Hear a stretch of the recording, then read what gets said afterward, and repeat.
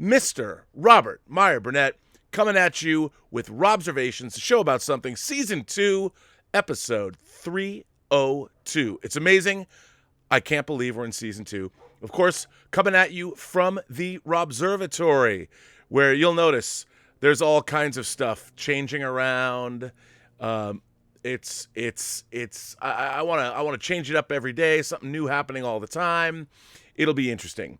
But these chats are, of course, brought to you by Lucky Tiger Men's grooming products for those men who want to look good and feel great. This is going to be a little, it's a throwback. This is a throwback episode, ladies and gentlemen. It's a throwback episode to what I used to do when I first started out. As many of you know, and people have been asking if I'm going to get back to this, I was doing a list of my favorite movies that I owned, physical media releases on various formats, whether it was Blu-ray or 4K. I do still have DVDs. Hell, I still have laser discs. But I only think I got up to F, and I stopped. The show was evolving. It was evolving. So this time I figured what I was going to do was give a list this year, right now, of some of my favorite physical media releases of this year. Now, I'm not saying that they're the best, and I'm not saying that it's comprehensive. It was just a quick look at what came out in 2019 via physical media that I really loved. So I wanted to because people love lists, and I don't really like doing like best of lists, like the best of the year, because ultimately everybody comes up with reasonably the same things. So I wanted to do something that was just some of my favorites, maybe not a comprehensive list, but things that have come out this year that I think, for imagination connoisseurs, you members of the Post-Geek Singularity community, you would think that these releases are worthwhile. Now, I have to give a shout out to a couple of YouTubers. One, a guy I've seen at conventions and I'm friendly with, but somebody I've been watching on YouTube for a long time, and that is Sean C. Phillips. And Sean C. Phillips does DVD and Blu-ray shopping videos every week, and he also then reviews essential releases. And yes, you can hear Tallulah barking in the background. I hope that's not too much of a problem. Tallulah likes to bark, and she barks at passersby, and one of the things that I found moving in here to the Robservatory is that I have to deal with Tallulah. But anyway, who doesn't love dealing with her? She's lovely.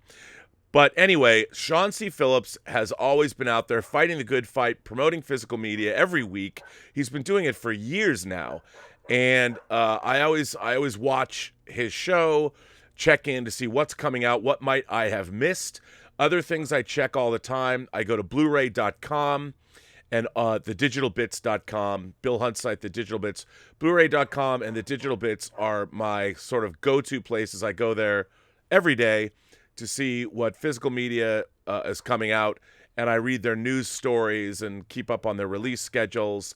And whatever website you like, I also go to DVD Beaver, which is another great website that I go to after discs have come out to check out what their transfers are like. And, those are the places that I go to.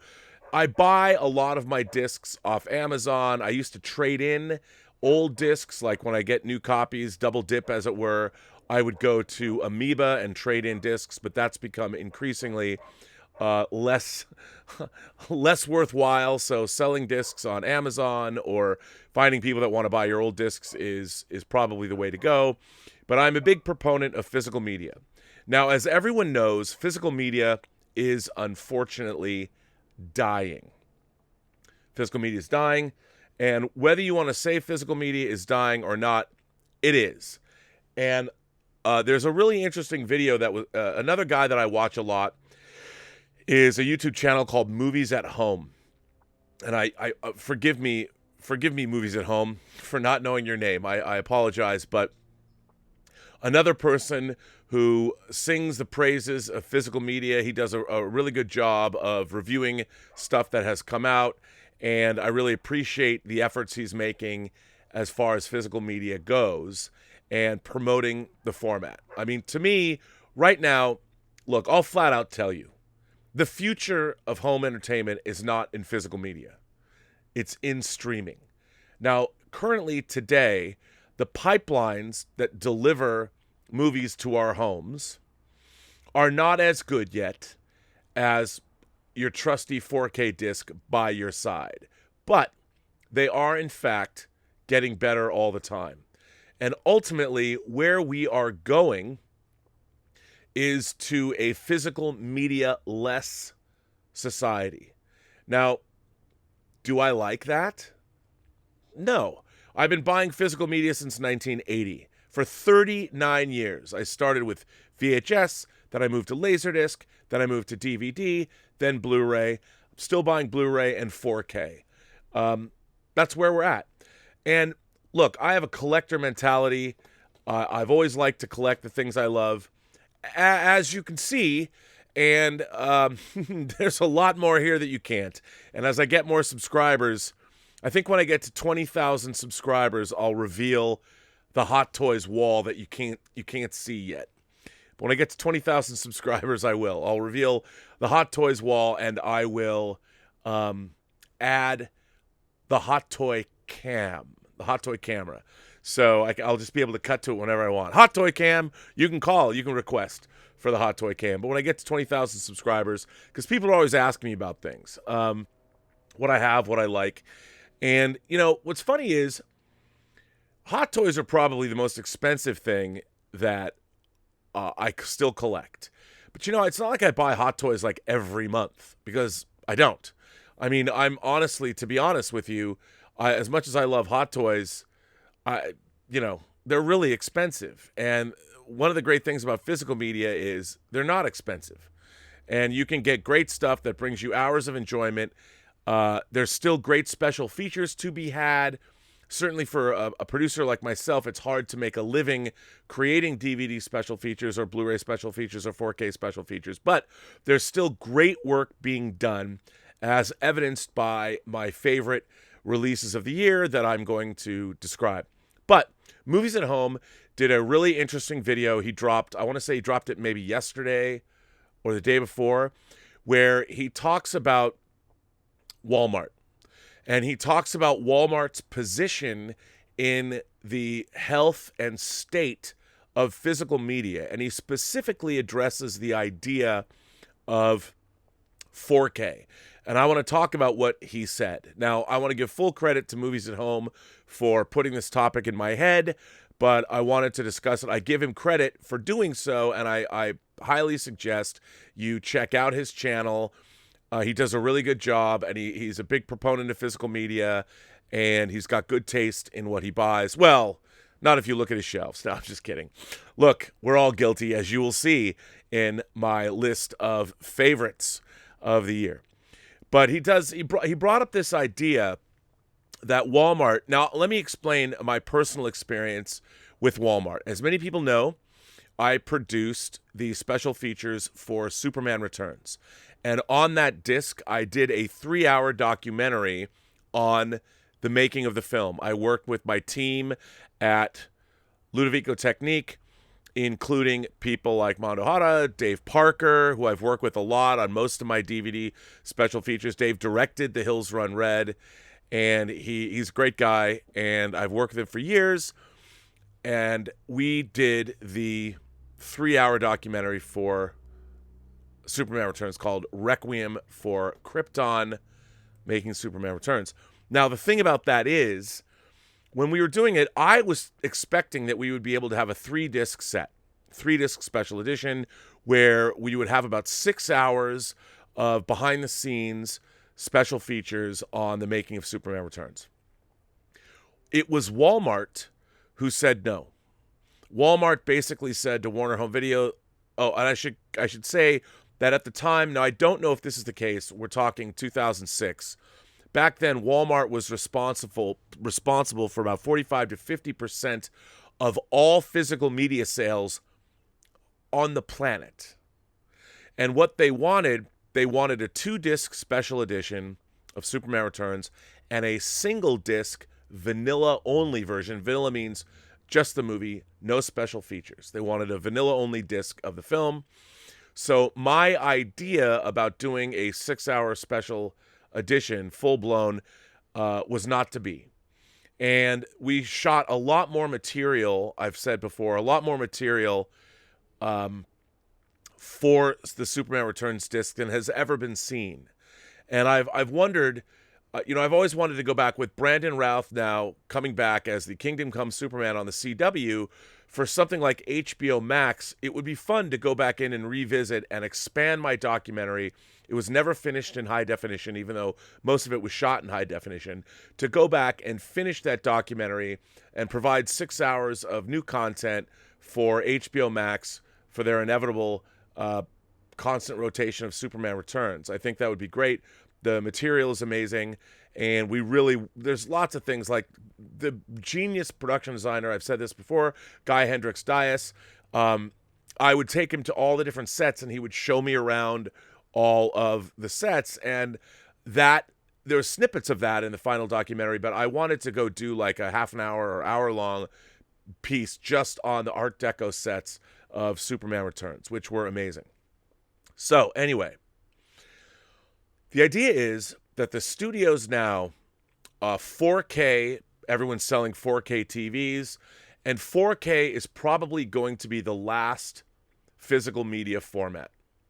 I mean, sure, anything's possible, but basically we can only see in 4K. Most movies, the resolution is 4K. They can be. A lot of films that we've seen, like Lord of the Rings, and they were only finished in 2K. So when they do upscaled versions and make them in 4K, they're not true 4K versions. A lot of the time, they go back, and what is so beautiful is when they go back to the original negative for films that were shot photochemically on film, like when they did Die Hard and the Studio Canal restorations of Oliver Stone's The Doors that came out this year, which I should have had on my list, but I don't. And the John Carpenter films they released, They Live, Prince of Darkness, The Fog, and Escape from New York. They went back to the original negative elements, and they created true 4K versions of films. And for older movies, it's amazing. And there's some really amazing restorations. One of the movies, by the way, I need to mention, well, I'll mention my list, but I haven't bought it yet. Christmas time, you can't just go out and buy everything, but it's an essential, but I'll talk about it when I get to my list. But according to Movies at Home, he was saying that the executives at Walmart, they don't want to carry, let's face it, movies, physical media, especially from premium labels, have become a luxury item as far as consumers go. 4K discs, Blu-rays and DVDs, you can get them for less than $20. 4Ks are usually more than that. Sometimes you'll have a special release like Alien that'll come out. Beautiful 4K restoration of Alien came out for it was like $15 when it came out. Amazing. And they go back to the original negative, and they do a great job restoring these things. But Walmart does not want to carry physical media that costs more than $20, preferably $15. They just don't. Consumers are no longer in the habit of buying films that cost more money. That is why stores like Best Buy are cutting back on their physical media. Really, the only places you can be assured of getting physical media, the physical media that you want, Amazon. A lot of the discs I buy, I pre-order months and months and months in advance, and I buy them worldwide. I go to Amazon UK quite a bit. I have a lot of stuff coming from Amazon UK all the time. I've bought things from Amazon Germany, or as Dieter Bastian would like me to say, Deutschland. Is it Amazon Deutschland or Deutschland Amazon? I don't know, but I go to Amazon Germany a lot, Amazon France. I've bought discs all over the world. And the reason that I still feel the need to collect is the obscure titles that are coming out on Blu-ray now. It is sort of the last hurrah of getting a lot of cult titles, a lot of lesser-known titles. Unfortunately, what happens, I've talked about it a lot on the show, how physical media, I think, or pop culture really, pop culture in general, has a half-life of, I would say, 20 years. People are excited about it, and things that are over 20 years old, even if someone's putting them out, there's a niche market that will always be buying those discs. They are people just don't know. I mean, 20 years is a long time in pop culture history. It really is. So it's when the idea is that if older films are coming out, like there's some on my list that I'm sure no one's even ever heard of. One of them I put in the thumbnail, and I'll talk about it later, but Catherine Bigelow's movie that she co-directed, The Loveless. It's a biker movie that stars Willem Dafoe. How many people who like Catherine Bigelow? She made it before she made Near Dark. Boy, the dogs are barking. I'm going to have to get this place soundproofed, but then they'll just scratch at the door anyway. But the thing is, how do you expect to make money? Here's the thing. How do you expect to make money putting out older films on home video? There's only a certain amount of people in the world that will buy those titles. And those people are aging out every year. And that's really the problem. And another problem is the economics of actually making 4K transfers. Like, I have looked into my own movie, Free Enterprise, the one movie I directed. I really want to do a full-blown special edition of the film on 4K. To go back and do that, even at a discount price, you're still looking, you basically need $100,000. Now, the economics of that don't necessarily work. A lot of people don't know Free Enterprise. So ultimately, how do you make that economically feasible for me to put out Free Enterprise on 4K, especially with what I want to do to it? I want to do a new version of it, the Final Frontier cut. There are things in it I've always wanted to just make better and refine.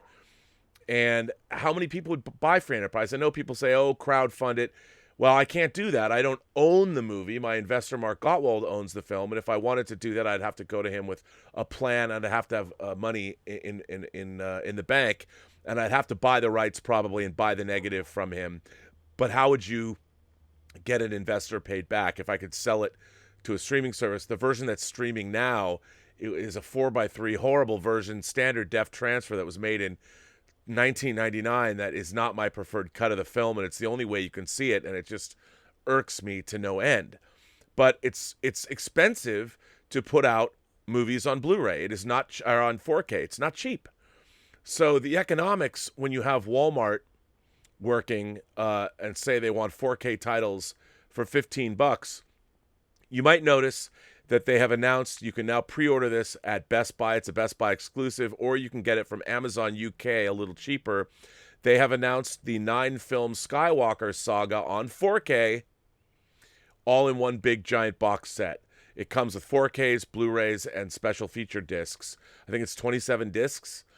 Now, anyone who's been paying attention, you might know, if you buy physical media, Disney has been quietly sort of dumping their largest titles out on 4K, whether it's the Toy Story movies, The Lion King, their classic animation, because now that they have Disney Plus, Disney has no incentive to make physical media anymore.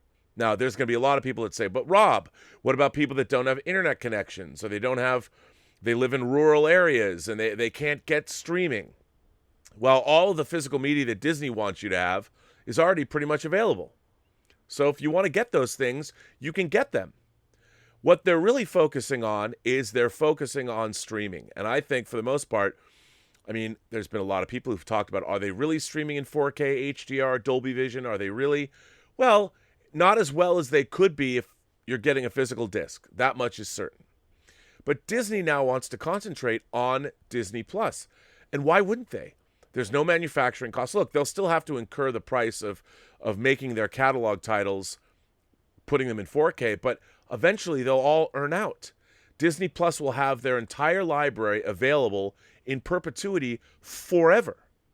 They'll eventually put out everything, and you'll be able to go to Disney Plus, and if you want something, you'll be able to watch everything Disney's ever made. And that's what they want. That's what they want. It's a one-stop shop. You get everything Disney. It'll be all available. Gilbert is here, ladies and gentlemen. Hello, Gilbert. You'll be able to get everything you want to get. And, yeah.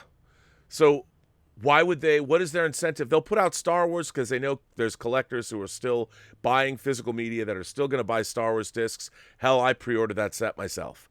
And it looks like it comes in the same kind of box that the James Bond movies came with. Gilbert, why are you barking? You're not here to bark. And I think that we have to come to terms with the fact that the major studios have no incentive as they move over to streaming services. Warner Brothers is going to have HBO Max. The Peacock is going to be Universal's version of that. Paramount, I'm sure, is going to team up with Netflix now that Viacom and CBS are one and the same again. I don't think that they're going to concentrate. I honestly don't. I don't think that CBS All Access is going to be something that they're going to concentrate on.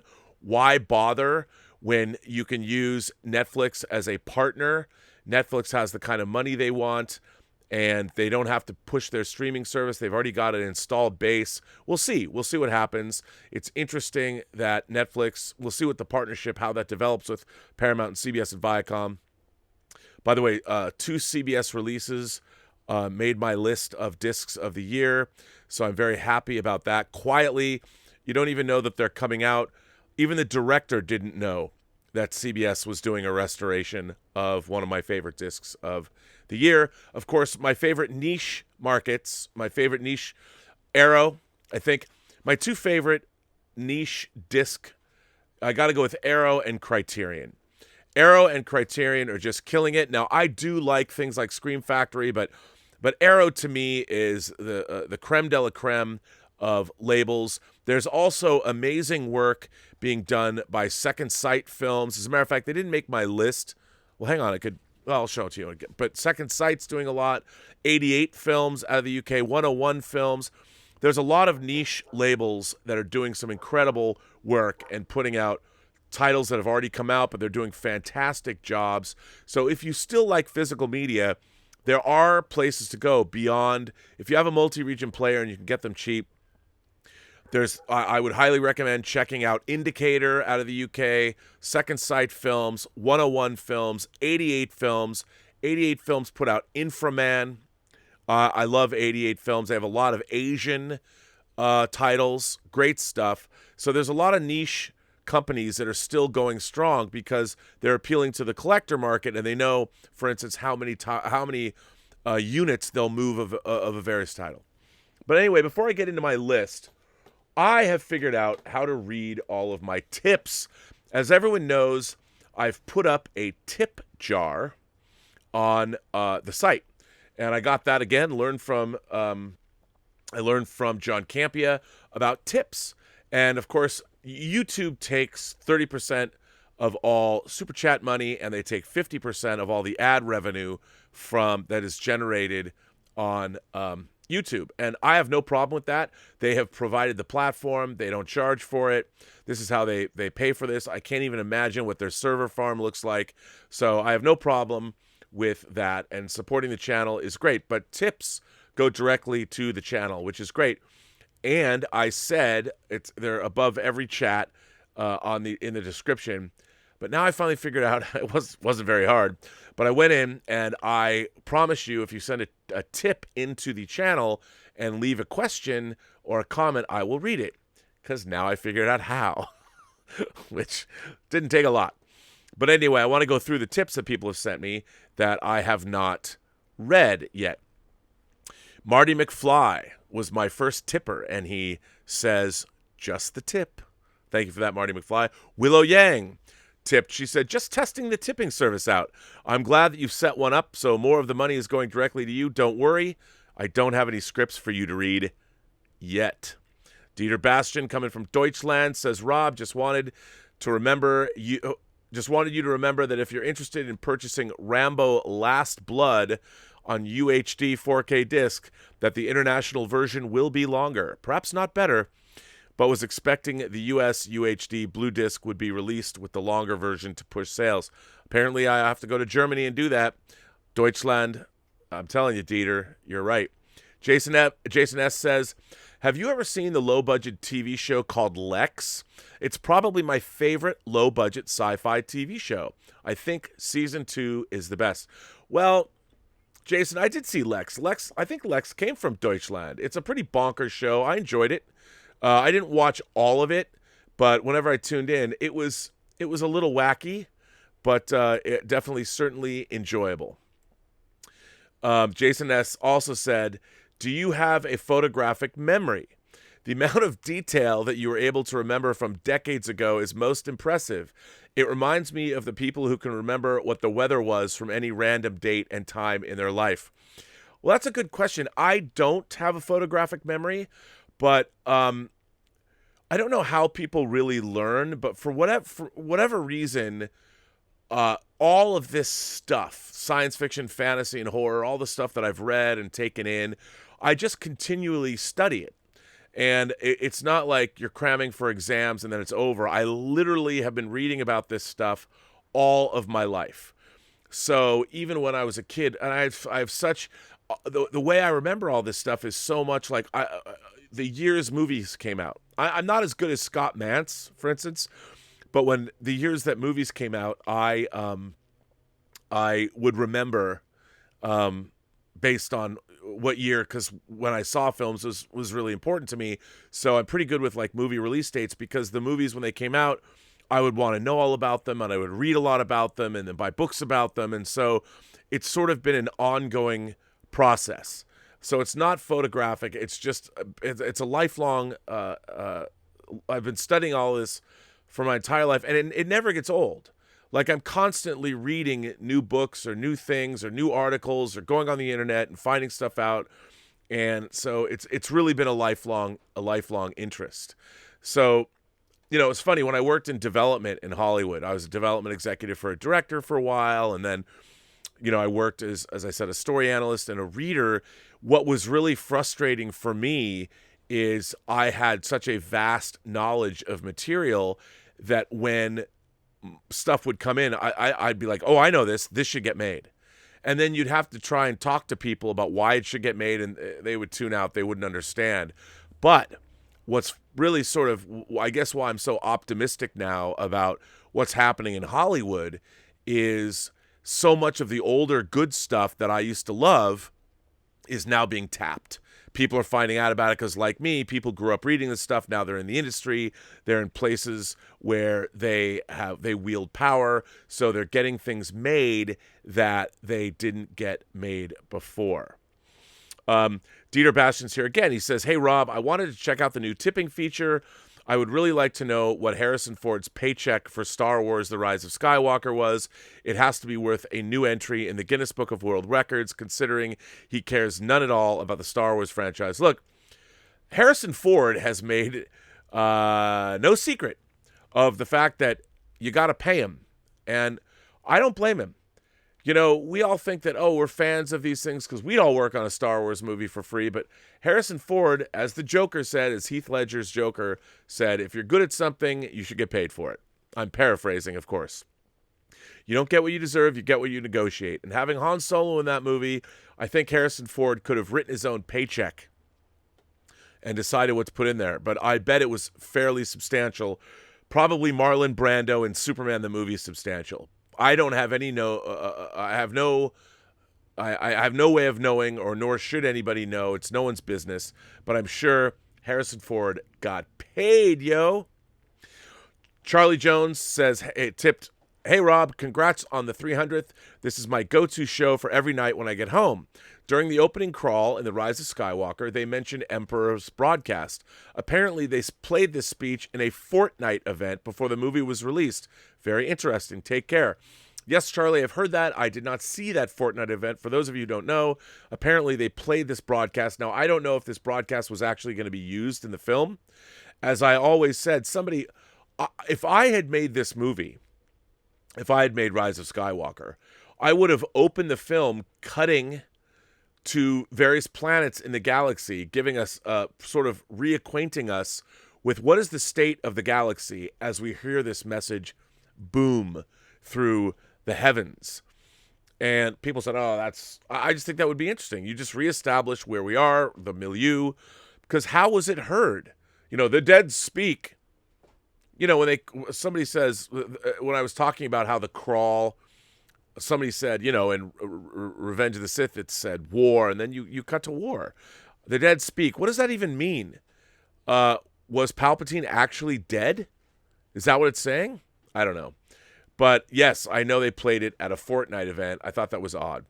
Willow, by the way, gave me an enormous tip for my 300th show, which I thank her from the bottom of my heart. Willow Yang has been an incredible presence here. To know her is to love her, and not only is she a PhD in molecular biologist in training, but she's going to be a doctor, and she has one of the most keen minds I've met in fandom. And every time she sends me a letter, it gets me all in a lather. So that's what Willow Yang does. Willow Yang says, "Hi, Mr. B. Would you read the script for this seamy spurk M-Preg / fiction film that I've been writing?" Just kidding. I would actually. Do you make New Year's resolutions? If so, what resolutions will you be making for 2020?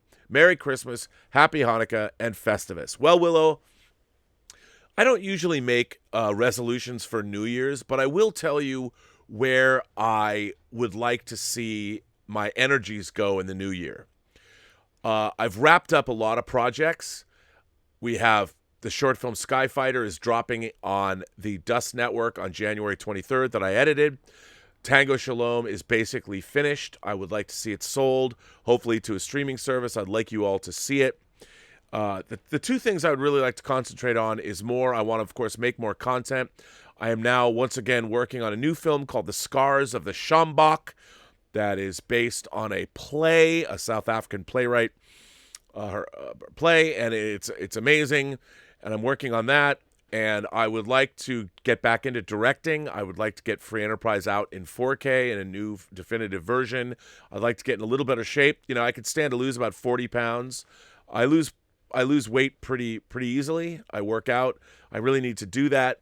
I'd like to get into fighting shape. I don't want to have one foot in the grave.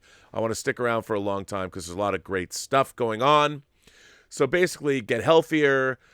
Make sure our family life is, of course, great, that Elizabeth and Zoe and Sophie are taken care of, and we're all working together very well, and we're leading a great life. I'd like to make sure that Gilbert and Tallulah are happy campers. They usually are, but of course, they constantly need their cookies, right?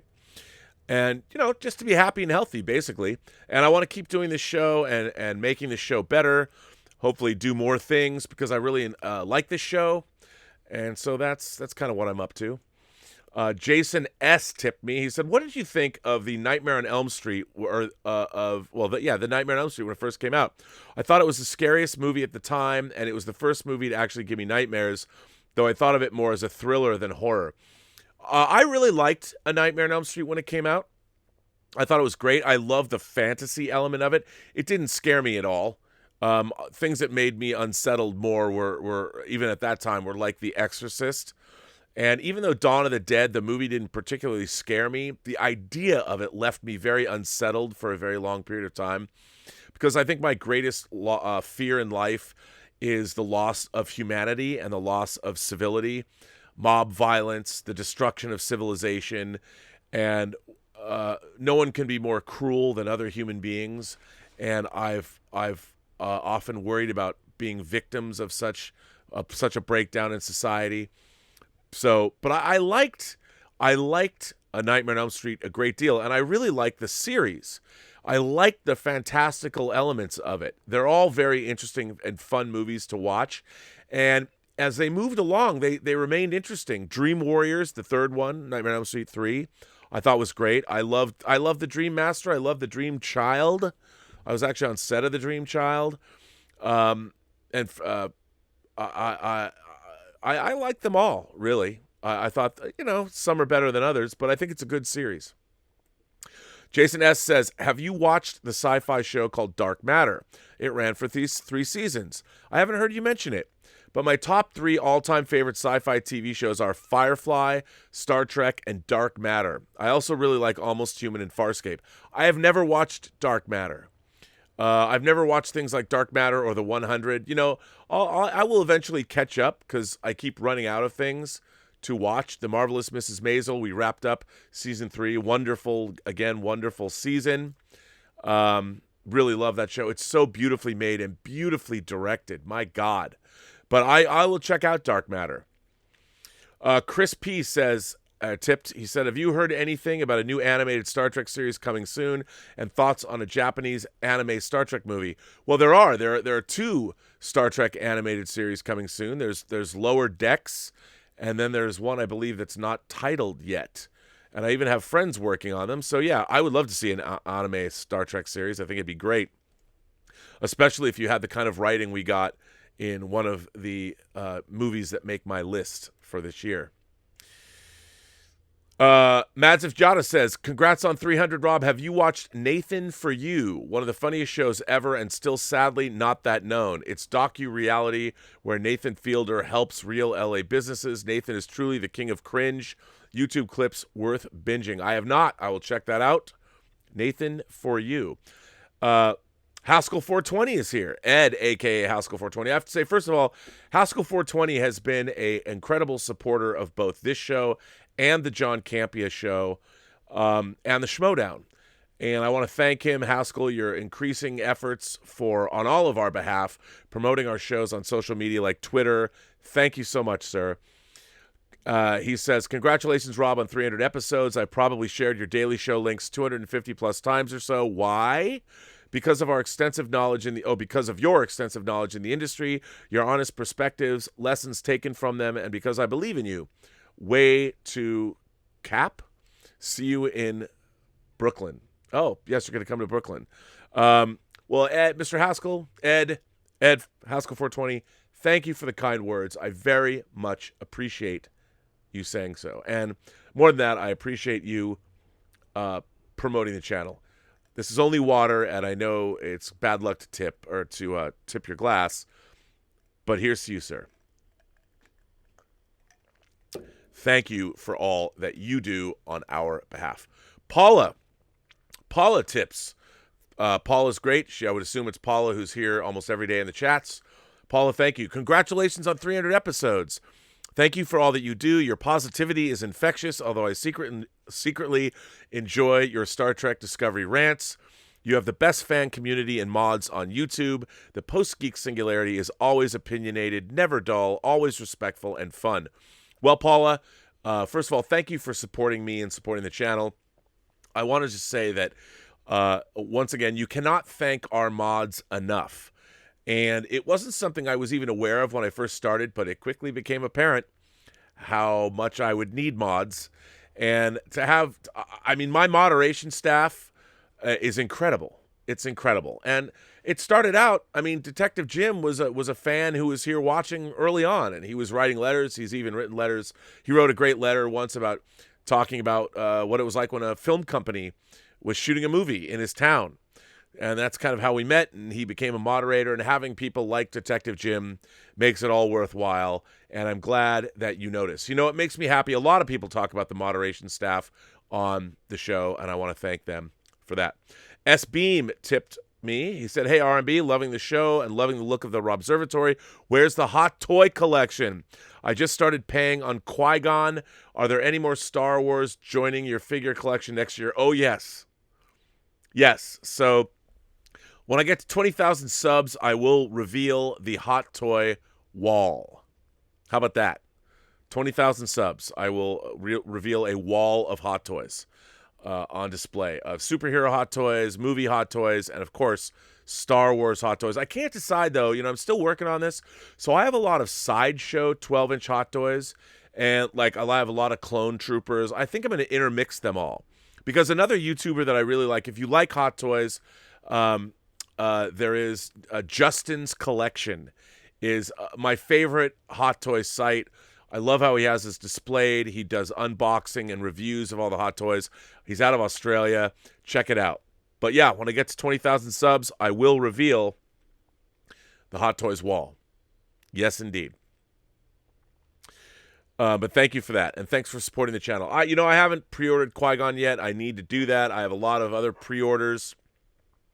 slowly paying off. I'm wondering, you know what I never got that I've been paying off is Dark Anakin to go with, because I have that great Obi-Wan Kenobi figure. So yes. Vegetable Tube tipped me. Thank you so much for supporting the channel, Vegetable Tube. Congratulations on 300. You're the best show. Well, thank you for that. I appreciate that. And I love that your name is Vegetable Tube. I want to know what the story is behind Vegetable Tube. Johnny Long tipped. Very, very generous tip. Thank you, Johnny Long. Johnny Long says, "Hey, Rob, I cannot wait to see the season finale of The Mandalorian.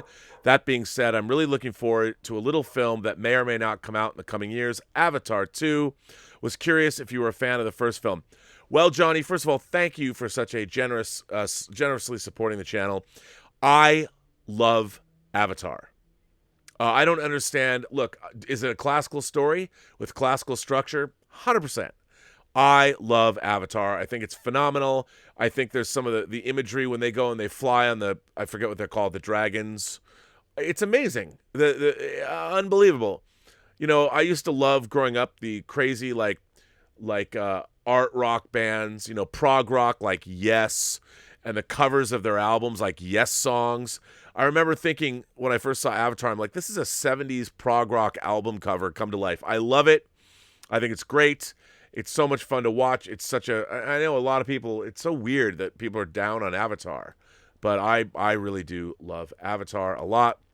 I want to thank you for supporting the channel like you do. Very, very, very gracious of you.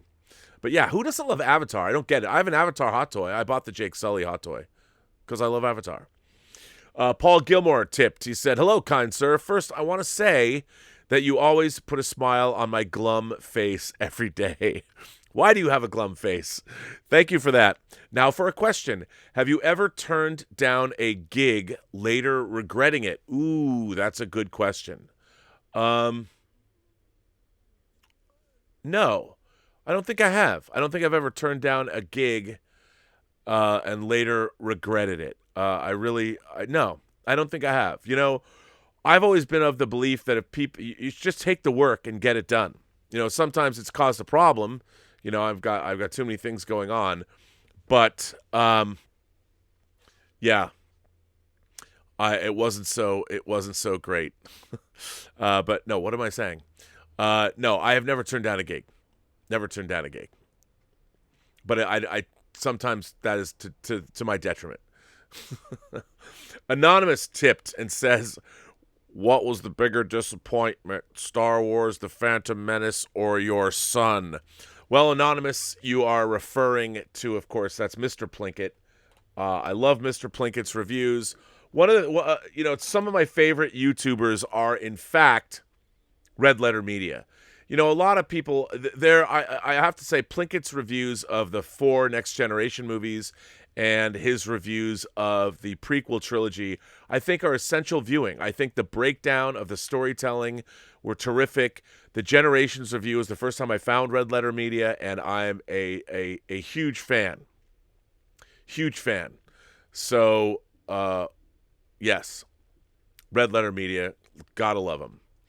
But I think that's everybody who sent in tips. I want to thank you for that. I'm sorry it took me a little bit of time to get to these tips and figure out how to make all this work. Eventually, I'm going to have it up on the screen just like John does. I just haven't quite got that far yet, but I am, in fact, getting there.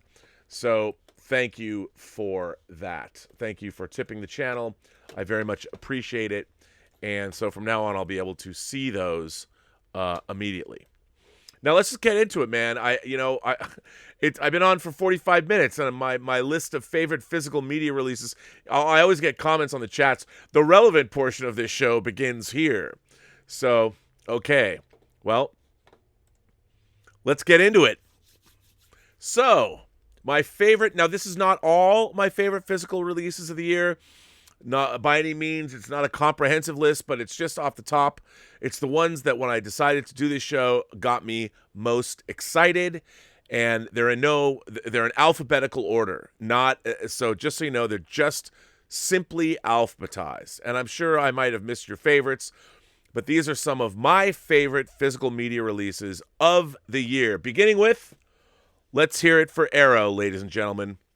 I guess I should go I guess I should go. As much as I want to, Elizabeth said, I stay on this shot too long. I just love seeing all this stuff. But anyway, let's go back. I'll go back to the front shot here. Woo, I just love doing that. The first is Arrow's release of An American Werewolf in London. A beautiful new Blu-ray release, a new transfer. It comes in a beautiful box. I love Arrow's. I mean, for collectors, having these kinds of matte finish boxes. And one of the great things about new releases, whether it's Shout Factory or Arrow, I love when they do new artwork. Now, this doesn't just come with the disc here. It comes with a beautiful book, a pretty extensive book. And as you can see, again, very high quality printing, as all things done in the UK are. It also comes with a poster of this artwork.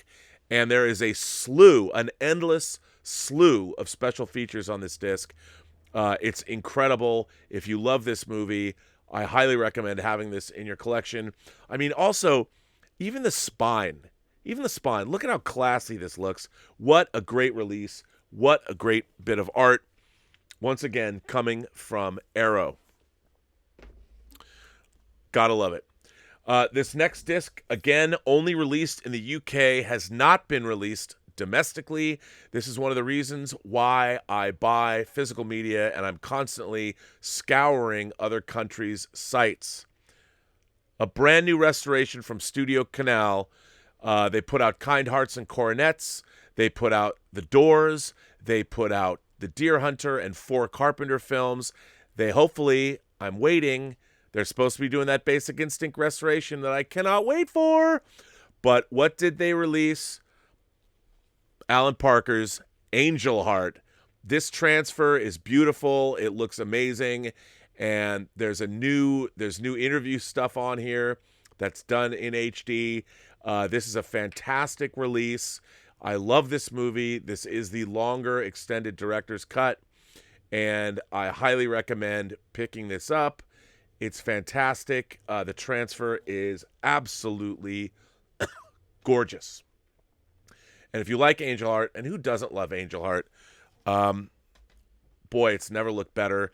And I'm a big fan of Alan Parker's movies. This is not the first. This is not the only Alan Parker movie that I was extremely happy to get on Blu-ray this year. Now, this disc might be my disc of the year, perhaps, maybe not. But this is the beautiful 4K release of Apocalypse Now. There are 3 versions of the film. There is the original theatrical, Apocalypse Now Redux, and Francis Ford Coppola's new preferred version of the movie, Apocalypse Now Final Cut. First of all, what a cool cover. And there's incredible, extensive special features on this disc. It's amazing. All the stuff has been ported over from Lionsgate. Did a superlative release of this a number of years ago that my friend Dustin Dean worked on. But this disc, it is absolutely incredible. It is a must-own. And another must-own that I just don't have it yet, I haven't purchased it yet, is the new version of the Cotton Club that Francis Coppola has restored. Cotton Club, I think it's called Cotton Club Encore.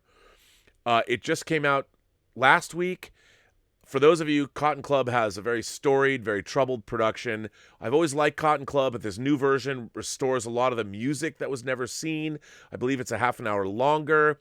Again, I don't have a copy of it, but it is one of the most... I love the film. You know, Coppola's One from the Heart and Cotton Club are usually not talked about up there at the top echelon of his work, but I think both are incredible. And to have a 4K version, or a 2K version, it's not in 4K, unfortunately, of Cotton Club Encore, how great. Again, an embarrassment of riches. Criterion. Now, this, I have I believe Second Sight released this a couple years back, but now we have a domestic release. Criterion put up Jean-Jacques Benet's French, very stormy romance, Betty Blue. Of course, 2 versions of this, the theatrical version and the version integral or international, whatever you want to call it, the director's cut of Betty Blue, one of the most erotic films you'll ever see. Only the French could have made this. The movie definitely has an eye-popping sex scene that we even referred to it in Free Enterprise. Beatrice Dalle is here, and if you don't know who Beatrice Dalle is from Betty Blue, check her out in the French horror film Inside if you haven't already, because she's incredible in this. She is so sexy, and this is the story of Betty and Zorg and their tumultuous, tempestuous romance that kind of goes off the deep end. It's an incredibly beautiful film. It was Jean-Jacques Benet. Jean-Jacques Benet, one of my most eagerly awaited movies on Blu-ray, on 4K, is on Blu-ray too, is Diva. Diva blew me away when I first saw it. That was his debut film. This, I believe, is Jean-Jacques Benet's third film after Betty Blue and Moon in the Gutter. It is so great that Criterion released this domestically because, boy, do I love this movie. Again, great to have. This next film, my second Alan Parker film, comes from the UK label Indicator, or Powerhouse Films. Indicator has done a lot of what Twilight Time put out. Indicator has put them out as well, and because they are connected to a post-production facility, I'm not really up on everybody on how it all works, but Indicator discs, they've put out some great stuff. They released things like Vampires and Christine. This is one of my most eagerly awaited films on Blu-ray. Alan Parker's 1984 film Birdie, that stars Matthew Modine and Nicolas Cage. I love this movie. Peter Gabriel does the music, and it's based on a novel. I've always loved this film. It's about the friendship of two boys growing up in Philly that both end up having to go off to Vietnam, and one comes back shell-shocked, and it's the story. It jumps back and forth in time about the friendship between these two guys. And I love this film. I think it's a beautiful film. A lot of people, I talked to somebody the other day who hated this movie. I adore this film, and this video transfer from Indicator is stunning. And it's just, it's one of those things where, I'm getting close to owning all of my favorite movies on Blu-ray, which is great. And I like that because, other than new stuff and getting a few cult titles, it's great to be able to finally get movies that I've wanted on high def for such a long time. And Birdie is one of those. And my God, is this transfer great. And this is chock-a-block full of great special features. There's new interviews that were shot in HD with Matthew Modine. And I give it up for Indicator, another video label that puts out a lot of stuff. I've bought stuff that I haven't even watched yet of movies I have never heard. Actually, there's one back here on the shelf. Hang on. Since I'm talking Indicator, here's a movie with Oliver Reed. I have never heard of this movie, but I bought it. It sounded interesting, called The System. Now, they're putting out some really interesting stuff. This came out this year too. Again, never seen it, but Indicator's delving into a lot of British films that aren't well known in America. So I'm very happy that they're doing that. They're a great label. Very much appreciate everything that Indicator has been doing. And I highly recommend their transfers. So there you go. Arrow finally put out on Blu-ray William Friedkin's notorious Cruising. Now, if you don't know about this movie, well, let me tell you what this movie is about. This movie stars Al Pacino as a cop who infiltrates the leather daddy, rough trade, gay underworld in New York City, I guess in 1980. And it's a notorious film, but I've always found it fascinating. And he plays a lot of games in the movie. It doesn't really answer many questions, but a lot of people think this new transfer, Friedkin messed with it a lot. I think it looks terrific. I love what they did with it, unlike what Friedkin did famously when he was mucking about with the transfer for The French Connection. I'm really happy to have Cruising. I'm a huge William Friedkin fan. I really would like to get... The Guardian was released. I even have The Guardian on Blu-ray, even though the transfer is not good. And I'm waiting to get Rampage, but I'm a huge Friedkin fan. And to have Cruising, again, from Arrow, putting it out, kudos to them. It's great to have this disc. It's a fascinating look at a film and at a lifestyle and a culture that isn't documented very much. And the troubled production history, nobody was a fan of this movie getting made, but I'm glad to have it. Again, thank you to Arrow for putting it out. This next disc was a surprise. This comes from CBS, the first of 2 discs on my list. CBS, of course, I worked for CBS Home Entertainment when I worked for them for 3 years on Star Trek The Next Generation. I'm actually a big fan of everybody over in their home video department, including Big Daddy Ken Ross, who I don't know if he's still there, if they promoted him or what he's doing now, but Holocaust. The TV miniseries Holocaust, as everyone knows, I was raised Jewish, so the World War II, and specifically I've always been fascinated by stories dealing with the final solution and the liquidation of Jews by the Nazis. And this is an incredible TV miniseries. Michael Moriarty, Meryl Streep, and of course the great James. Look at how young James Woods looks. Michael Moriarty, James Woods, and Meryl Streep. Fantastic miniseries. Right up there with some of my favorite miniseries of all time, those being Shogun, Winds of War, War and Remembrance, V. CBS put out Shogun as well. So fantastic to get Holocaust. I didn't know. I mean, CBS, again, they're just dropping physical media. This came out very quietly under the radar. I was like, wait, Holocaust? Like the Holocaust? I loved this when I was a kid. It's great to have it now. And thank you to CBS for putting this out. Really awesome to have. Now, I talked about Second Sight. Second Sight, first of all, they're putting out next year perhaps one of my most eagerly awaited physical media releases of all time, Dawn of the Dead in 4K. Now, I know you're probably sitting there going, but Rob, you've owned Dawn of the Dead on VHS. On Laserdisc. How many Laserdiscs have you owned of Dawn of the Dead? How many DVDs did you own of Dawn of the Dead? How many Blu-rays have you owned of Dawn of the Dead? I even have a 4K version of the Dario Argento Dawn of the Dead that was put out and produced by presented by Nicholas Winding Refn. And yes, but none of these discs, well, with the exception, I think, of the Argento cut, was able to get Richard Rubinstein to go back in and get the original negative elements out to make the definitive transfer of Dawn of the Dead. And by all accounts, my friend Zolly Becker, who keeps me apprised of who's transferring what, Second Sight is putting out Dawn of the Dead next year. I cannot wait. I'm very excited. They're going to put out the theatrical version, Romero's director's cut, the longer version, and the Argento version. They've gone back in. It should be the definitive release, the end-all, be-all of Dawn of the Dead. I cannot wait. But Second Sight is one of my favorite video companies. They're small. They put out crazy stuff. But this year, they put out one of my favorite horror movies of the last 5 years, Karen Kusama's The Invitation. Now, I've been waiting to get this on physical media. Now, if you have not seen The Invitation, I don't know if it's streaming on Netflix. It was streaming on Netflix. I think it still is. If you don't know what this movie is, don't read anything about it. Just watch this movie.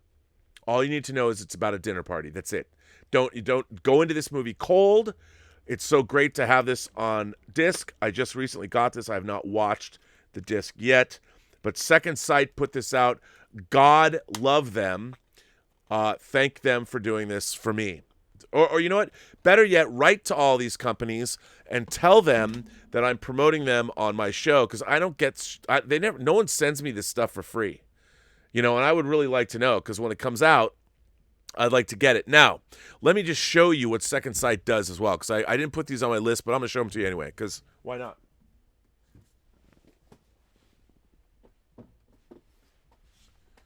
So here are 2 examples of what Second Sight does. Lee Whannell's... Come on. No. Oh. Are you excited about Second Sight, Tallulah? Lee Whannell's Upgrade. Second Sight put Upgrade out. Now look at this. Again, the packaging is incredible. Heavy-duty box. Artwork, amazing. It comes with, again, a booklet. Really cool booklet. Again, like with Arrow, incredibly well printed. Also comes with a poster of the cover, and it comes in a very handsome, very great box. So let's hear it for Second Sight. They put that up this year. Also in Bruges, another incredible release from Second Sight. Again, if you look at the, let's see, can you see it? It comes with the disc, but it also comes with, again, a very substantial book here. This is the screenplay of the movie. Second Sight's killing it. I can only imagine what they're going to do for Dawn of the Dead. I have to tell you, it gets me in a lather just thinking about it. I cannot wait.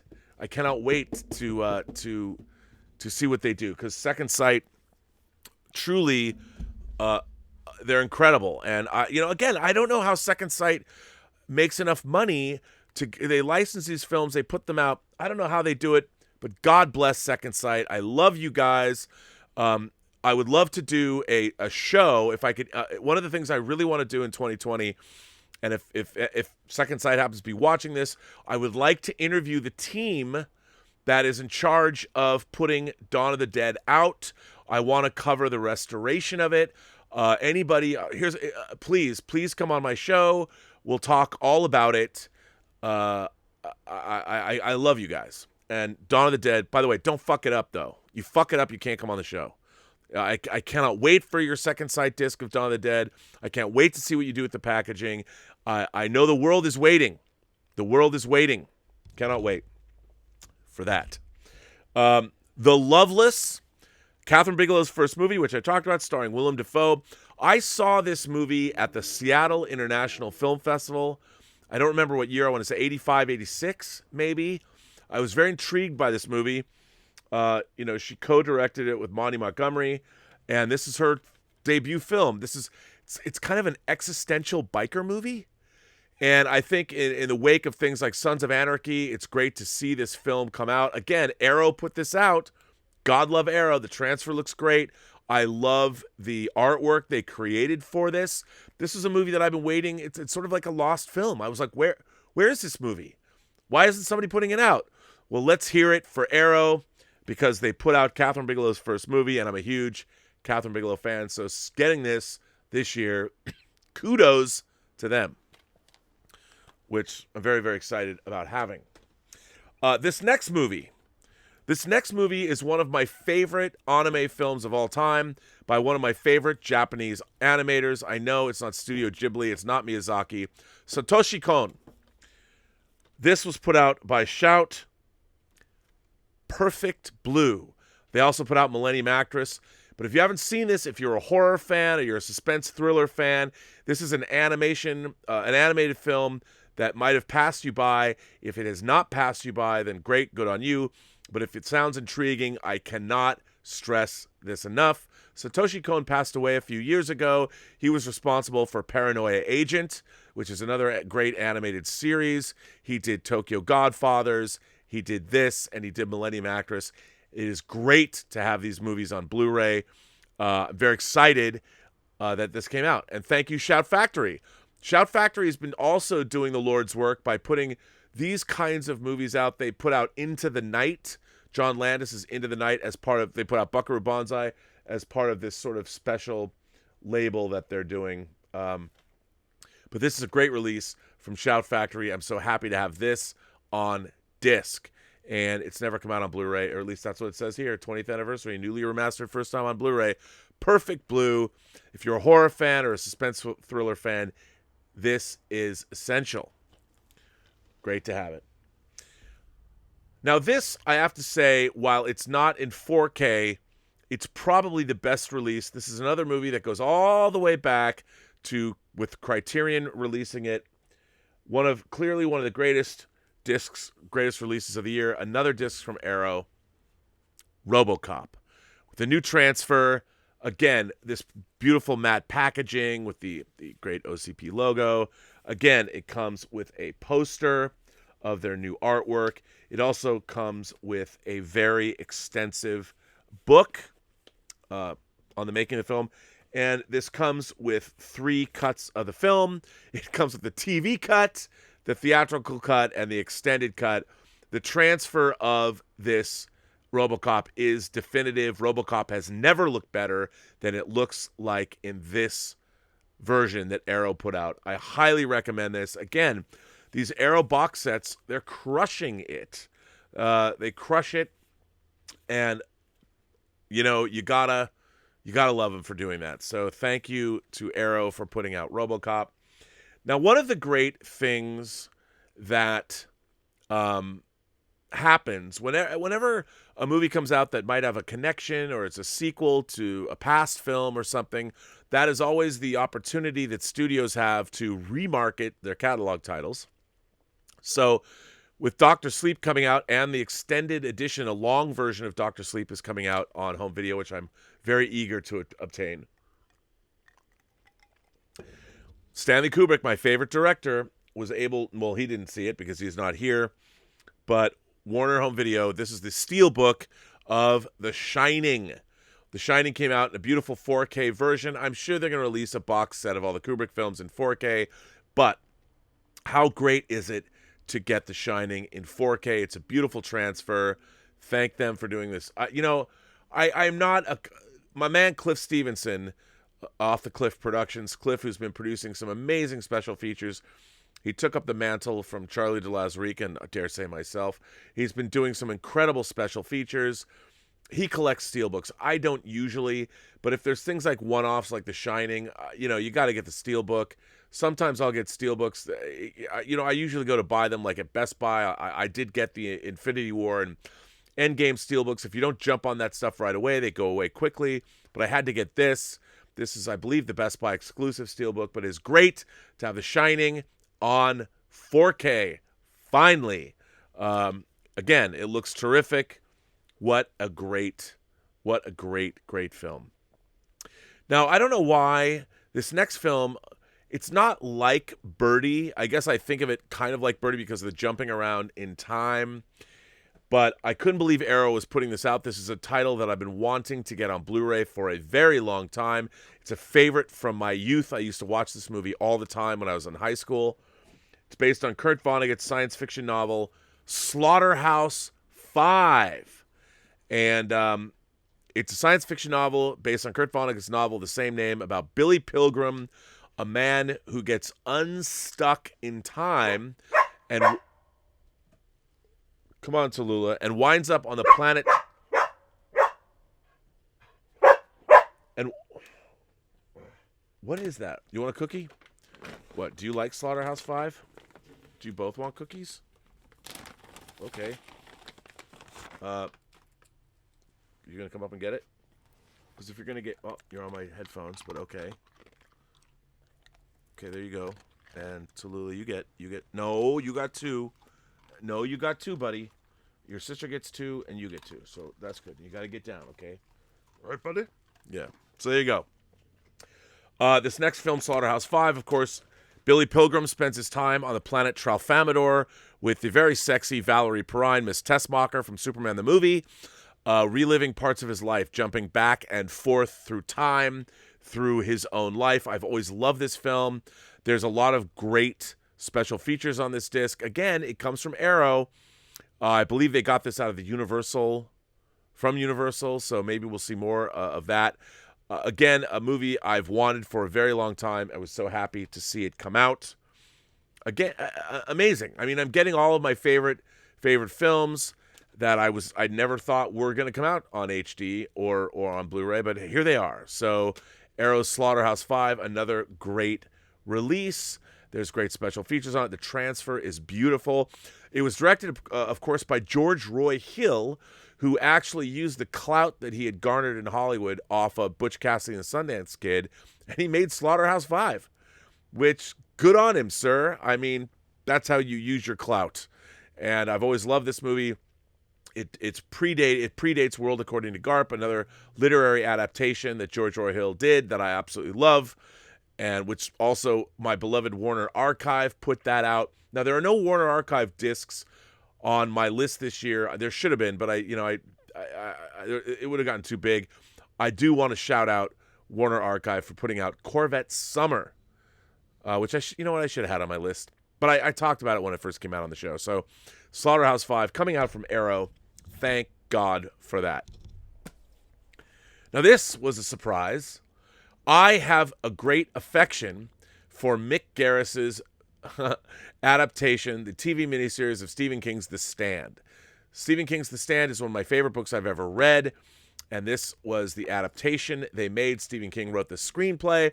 Now, this is based on the original release of The Stand, not the uncut, the unexpurgated version that came out in 1990. This is the original version of The Stand, but CBS put this out. And CBS, I don't know how this came out basically from nowhere, but like with Next Generation, The Stand looked terrible on home video because basically it was a film that was finished. I don't know if they did what they did with Next Generation, went back into the negative, but they redid everything from the credits. They redid visual effects. They put this out in 4K, or not 4K, this is 2K. This is an HD. It is so great to have this miniseries out. It looks fantastic compared to the way it looked god-awful before, because I only had it on standard definition DVD. I was happy to throw that into the garbage. But this unexpected release coming out from CBS Home Entertainment, kudos to everybody at CBS for putting this out. And I am so happy to have it. So are my friends Gary and Edmund Enton. It's really great to have this because, baby, can you dig your man? He's a righteous man. I'll tell you what you can dig: the transfer of The Stand on Blu-ray, because it's awesome. Now, this next film, last year, one of the discs of the year was the 2K restoration, the HD restoration of this. But this year, as promised, Don May from Synapse Films. The story of this movie, for me, this was one of the most notoriously difficult films to get uncut when I was a kid, when I was getting bootleg videotapes. Everybody wanted this movie. It was very hard to get on disc, on tape, on VHS tape. It's one of the most storied and most talked about horror films of the last 50 years. It has been remade subsequently in the not this year, last year. I am, of course, talking about the 4K release of Dario Argento's seminal Suspiria. This release is Don May. It was like Don May's mission in life to get this movie out. It had been released, I think it was on Anchor Bay. I think it was Anchor Bay. I have the Anchor Bay DVD, the 3-disc DVD of this. Still, it's one of those discs you can never give away, even though it's DVD. I mean, I could give it away, but I don't want to. I want to keep it. But this release, I cannot tell you what it is like to live in a world when I first started 39 years ago collecting physical media, trying to get this on VHS, and many horrible versions of Suspiria that I've had on home entertainment, various mediums. This is such a leap beyond, and it's because one man, Don May, made it his mission in life to bring you this in its optimum format, and this is it, 4K. Suspiria in 4K, a must-own. Anybody who loves science fiction, horror films, you have to have this movie in your collection. This disc is definitive. This is as good as it gets as far as horror title restorations. You got to get this, Suspiria in 4K. Because it's great, and I just got my fingerprints. I'm so fanatical about my discs, even though they get dusty. Now, a lot of people are going to laugh at this next title, but if you know me and you know that I've reached the tease, you will know what I'm going to show next. That's right. The man who directed Children of the Corn, Fritz Kirsch, his seminal 1985 teen throwback to a 50s gang movie, Tough Turf, ladies and gentlemen. Tough Turf.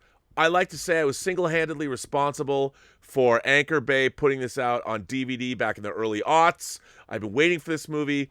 I talked a lot about wanting to produce special features for this movie, which they didn't really do because, of course, Olivia Barish from Repo Man, Kim Richards. We're talking James Spader he's so great. Morgan Hiller, he plays Morgan Hiller. And then, of course, Robert Downey Jr. and Paul Moniz from Streets of Fire, who plays the evil gang leader. This movie is a hoot. I love this movie so much. I've wanted this on Blu-ray for a long time. And thank you, Kino Lorber. By the way, Kino Lorber's killing it too. They put out a 4K version of Hannibal that's great. Should have that on the list. Of the movie Hannibal, Ridley Scott's Hannibal. Tough Turf, ladies and gentlemen. Gotta love this movie because it's just a hoot. If you haven't seen it, it's such a weird film, even though it came out in the mid-'80s, 1985, John Hughes era. It feels like it's a 1950s story, sort of updated. James Spader breaks into a country club at some shishi event and ends up playing the piano in a pretty sketchily lip-sync song. Kim Richards dances before she was a housewife on Beverly Hills and after she was Tia and in Escape and Return to Witch Mountain. She was a hot little number, a hot, spicy dancing number in Tough Turf. It is so great to have this on Blu-ray. And thank you, Kino Lorber. You're doing the Lord's work. This is one. Now, I don't know. This might have been. I might have got this last year, but I'm going to put it on the list anyway because you can never see this movie enough. Zalman King's masterstroke comes from 88 films in the UK. 88 films also put out Inframan, the Super Inframan. Two Moon Junction, a steamy, erotic. It's just a romance, really. It's a southern fried potboiler, steamy romance with peak Sherilyn Fenn at the height of her beauty, her hair dyed blonde, and of course Richard Tyson, we first saw Richard Tyson I think we first saw him in Phil Joanno's film 3 O'Clock High, which is also out on Blu-ray, and I recommend getting that if you haven't already. Shout put that out as well. But Two Moon Junction, ladies and gentlemen, Two Moon Junction. If you've seen this, you know what I'm saying. If you haven't, what are you waiting for? Chrissy McNichol's in it. It's great. Another Criterion title just came out a couple weeks ago.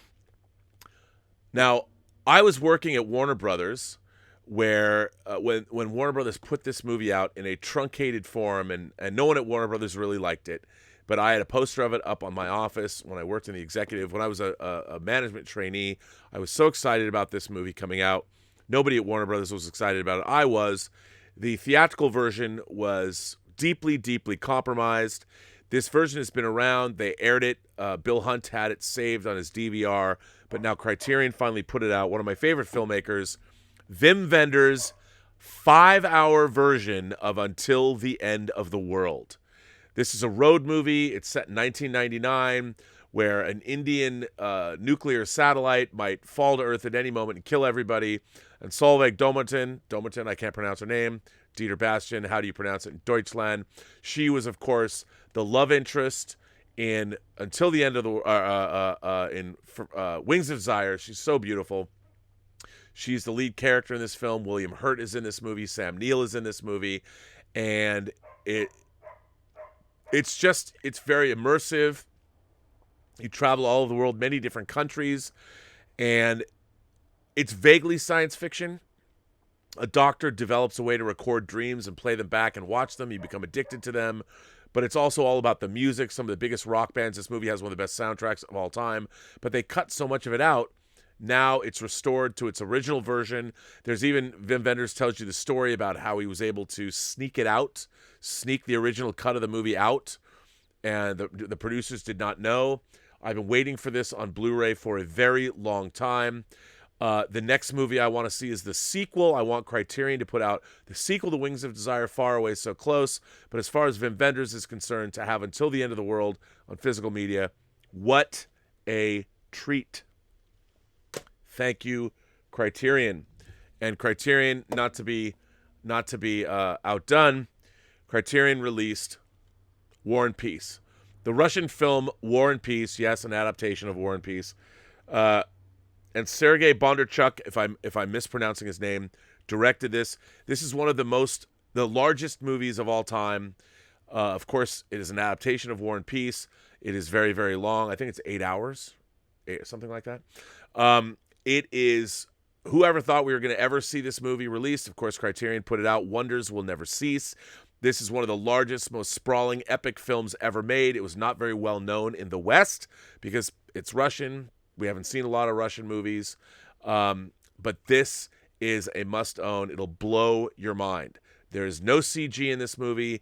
It is an incredible literary adaptation. It's one of the greatest films I think ever made. up in the pantheon of great movies of all time.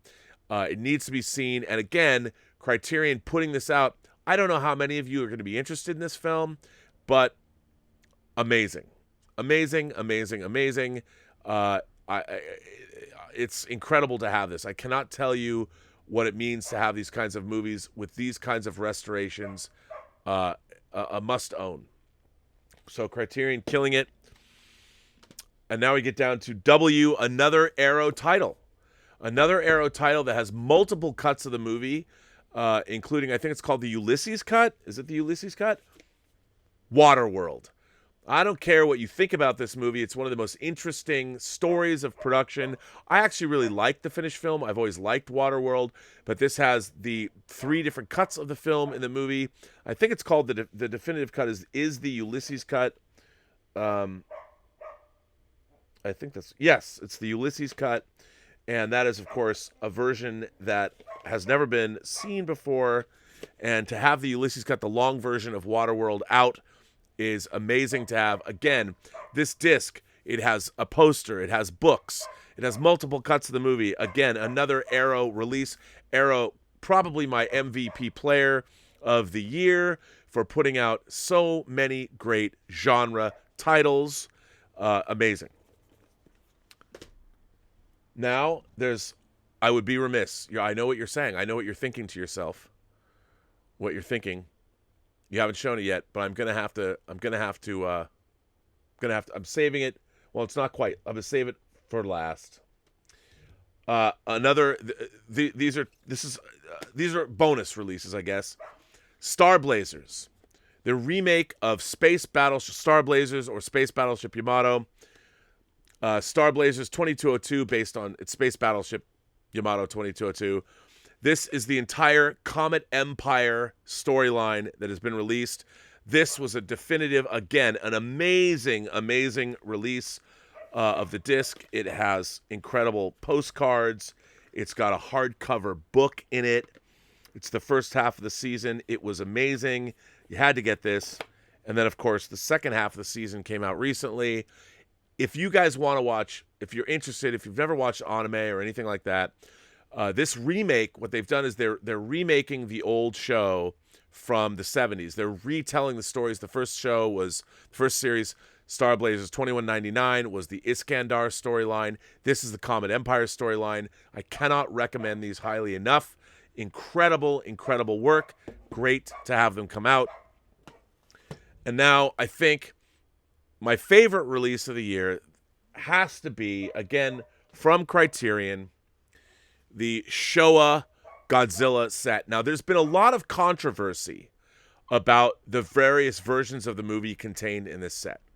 And I'm going to say that this is probably not the definitive versions of the Showa Godzilla films that go from the original Godzilla in the 50s up through I think it's Terror of Mechagodzilla in the 70s. It's 15 discs. Now, this does not have the individual, it doesn't have Rodan in it, which is my favorite Showa, I guess you call it Showa series film. I mean, the Rodan appears in these movies, but the individual Rodan movie is not in here, nor are the individual Mothra movies. But the Godzilla films, all of them, the 15 Godzilla movies that make up the Showa era are in this disc set. And it's just, the packaging is beautiful. I mean, the artwork is just stunning. Criterion knocks it out of the park with this. I mean, look at these. Look at this. All the discs here. This is amazing stuff. Now, yes, you can go online and read all about the different transfers, but I think these movies are kind of a mess anyway. Their legacy is just, it's kind of a mess. But to have these done so lovingly, at least by Criterion, it's great. To have Invasion of the Astro Monster or Godzilla vs. Monster Zero, which is my favorite Godzilla movie from when I was a kid. That's, of course, about the aliens from Planet X asked to borrow Godzilla and Rodan to take out Ghidorah, who's ravaging the surface of their planet, but it's really just a ruse. They reprogram Godzilla and Rodan and send all 3 out to destroy the Earth. It's the best. You can't go wrong. So having the Godzilla set is amazing. Now I've shown this. This has to go. This is by far the greatest DVD package of the year. I've shown it on the show before. I'm going to show it again. This is the Game of Thrones full season. Now, they're not in 4K, but it is the full season box set, full series box set, I'm sorry. This is one of the most creatively packaged physical media sets I have ever seen. I mean, it's I guess this is faux wood, faux plastic. I mean, this is heavy duty. And as you can see, let me put this up to the... So you can see the artwork, how it's three-dimensional like that. Well, look at this. Each season of Game of Thrones, the way they've packaged this in there, each season of Game of Thrones is part of this artwork. So it comes out, and so here's one season, and you pull this out, and there's the discs are on each side of this. I mean, it's incredible. I don't know who thought this up, but it's really amazing how it all worked. And whether you like the 8th season or not, Game of Thrones is clearly one of the most important fantasy television shows ever made. And here's the entire series in a definitive box set. I didn't even know this was coming out. I don't remember ever ordering this. I don't know why this just showed up. I wouldn't have ordered a full season box set like this because I have the other individual seasons, which I really like. But I didn't know this was even coming. Apparently, I might have pre-ordered it. I don't know.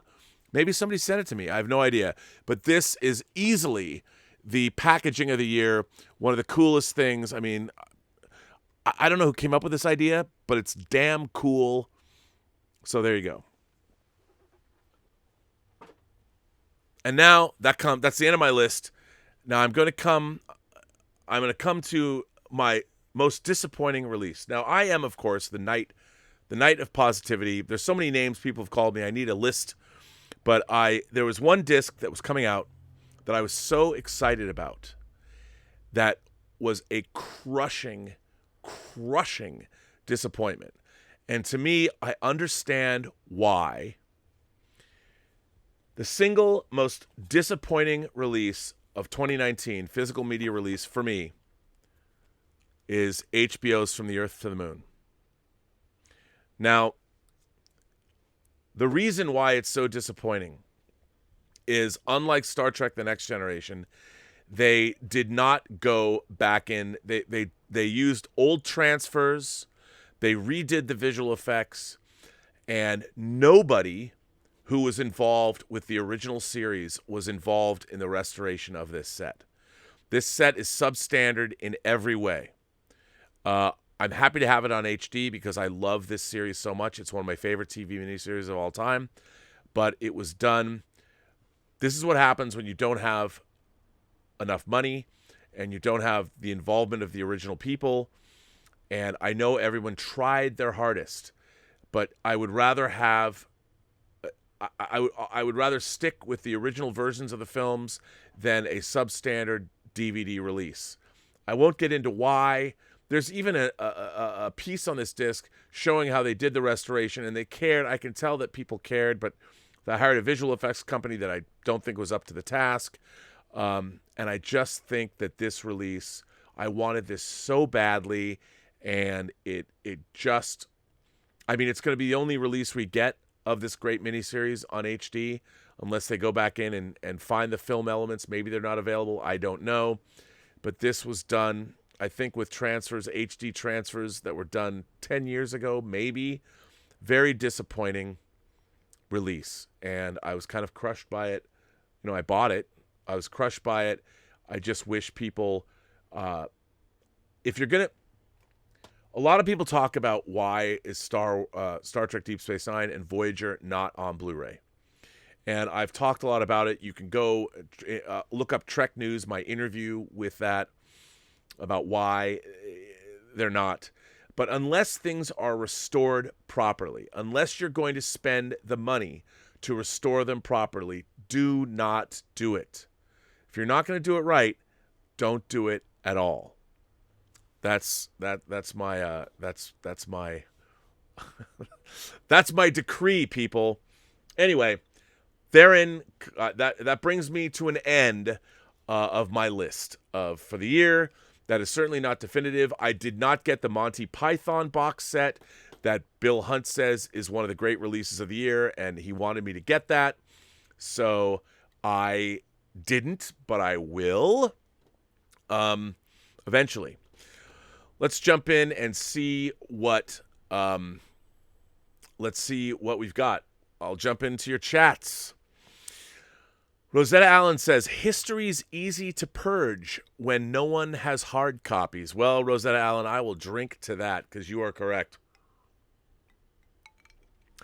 Evan Newman says, thanks for doing a show like this again, Rob. I've watched a lot of the new movies and started collecting physical media again because of Robservations. Well, Evan, I hope you like this show. It was certainly fun to do. Anthony Gonzalez says, were the action figures in Free Enterprise yours? Many of them were. A lot of them we bought for the show, but there were, like the Mork from Ork figure, a lot of that stuff was mine. So yes, we had to dress the sets. Paul Gilmore says, is it true all 4K discs are region free? Well, Paul, as far as I know, yes. Yes, all 4K discs are region free, unless something has changed recently that I'm unaware of, which is a beautiful thing. But now remember, if you buy a 4K disc from a foreign land, and the 4K disc usually doesn't have any special features on it, that's beginning to change, but you'll get a Blu-ray that might be region coded. So if you want special features, check that out, because it could definitely be, you could get screwed. Paul Gilmore says, by the way, I found a great channel reviewing Arrow and other reissued Blu-rays called Twin Flicks. Yeah, you know, a lot of people ask me to review Blu-rays. I don't really want to become a review channel. I would rather just sort of share my enthusiasm for things that I love rather than actually get into the nitty-gritty of it, because, you know, I think that DVD Beaver, or there's other channels that really get into, I like a lot of home theater channels as well, and I do watch a lot of review channels, but I will check out Twin Flicks. I'm glad that they're doing that. I find, to be honest, I find a lot of people that are reviewing discs these days, because they're younger, they don't bring enough of a perspective about a film's, I mean, it's just me, but I'd like to hear more about the perspective of all the different various transfers that have appeared over the years. And if you're only 30 years old or something, you know, you've missed out on a lot of previous releases. And sometimes I find that frustrating.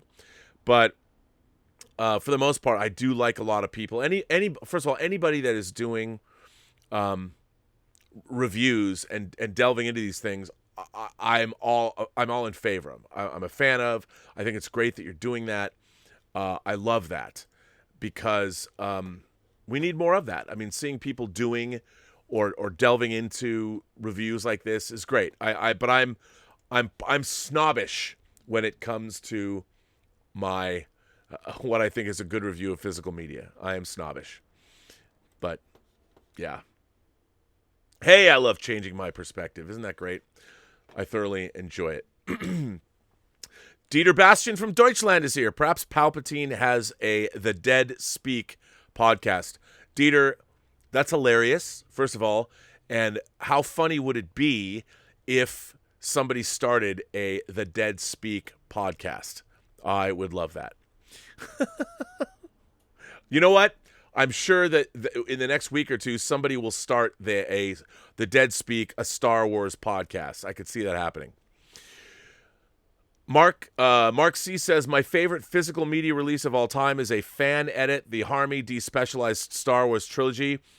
Mark C, I have all of those, and I did burn them to Blu-ray, but those aren't really official releases now, are they? But yes, but you're correct. I mean, for those of you who don't know, there is a very an unknown hero on the internet. Well, he's known, called Harmy, who did versions of Star Wars, the original versions of Star Wars, and restored them using multiple sources.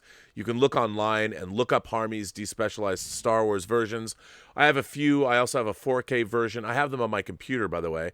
No, I won't burn them for you. I burnt them for myself, but yes, I do have them, and you are correct. Having the original version of Star Wars on Blu-ray is essential, and I'm glad for Harmy's efforts. Mark C. says, Criterion has done the Showa-era Godzilla set. Any word on whether sales were good enough to warrant a Heisei set? I'm not pronouncing that right. I don't know.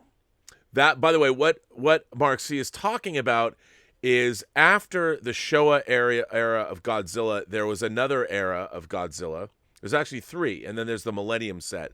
So basically starting with, what was it, Godzilla 1980? Everything from Godzilla versus Biollante, Godzilla versus Destoroyah, and they're great. And I love Godzilla versus Mothra. Great stuff. I don't know. It'll depend on whether people buy them or not. I would hope so.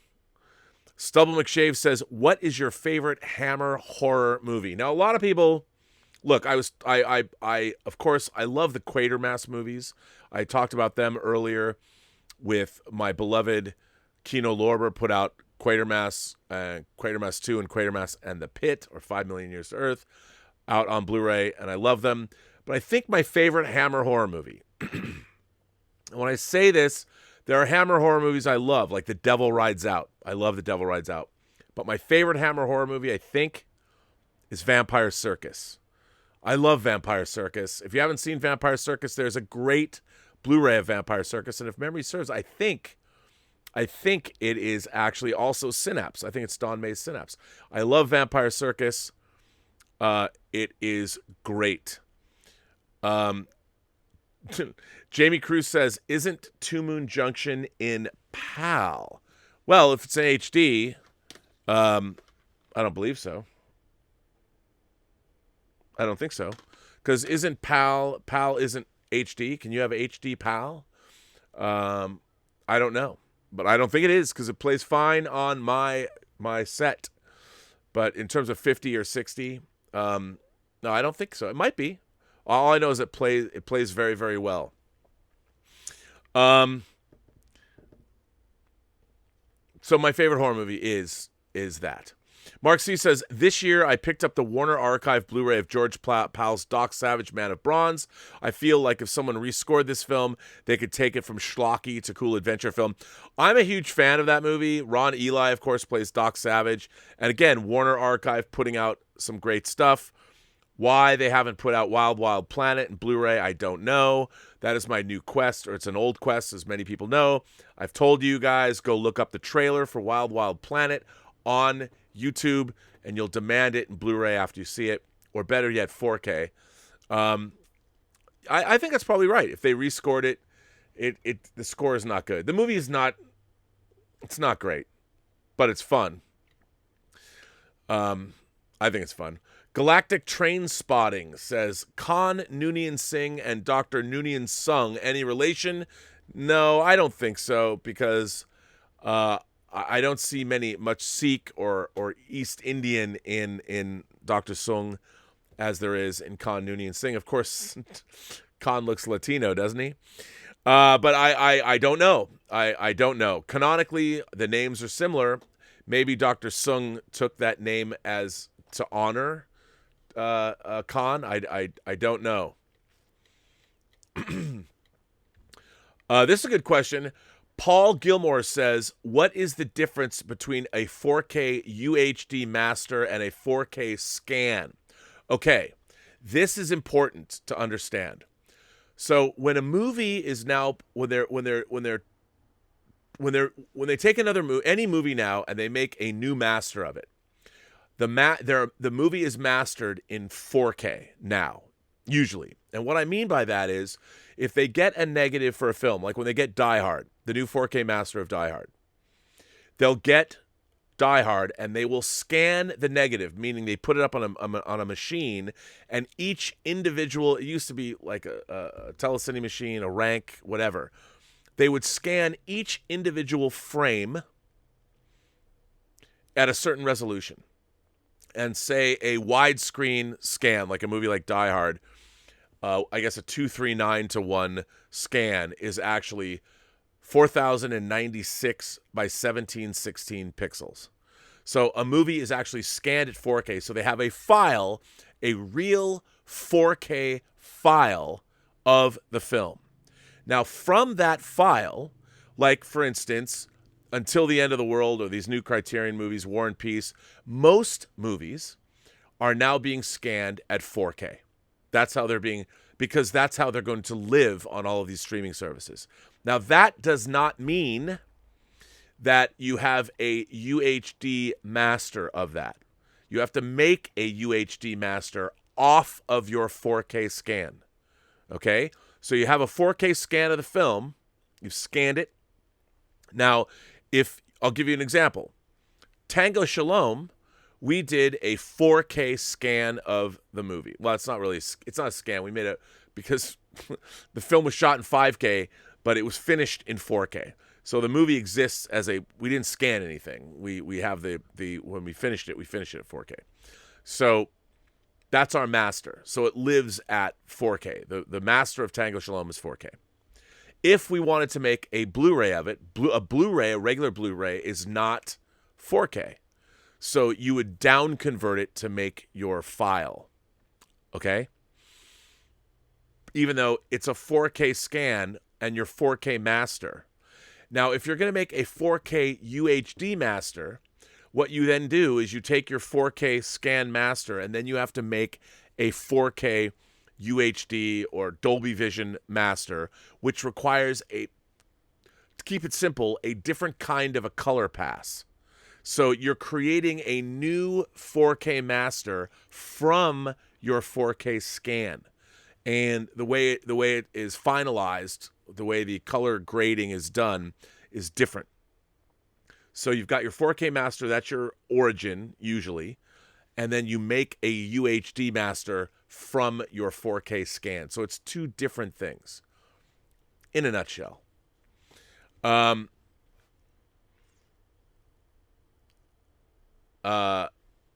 Yes, that's a simple explanation. Simon Gilmore asks, did you ever see Dudes from 1987 with John Cryer? You said John Cryer. John Cryer, yes. And it's also with, why am I drawing a blank on his name, who I work with, the killer from River's Edge. But yes, I've seen Dudes from 1987. As a matter of fact, I saw Dudes in a theater, and let's see, it's killing me that Penelope Spheres directed it.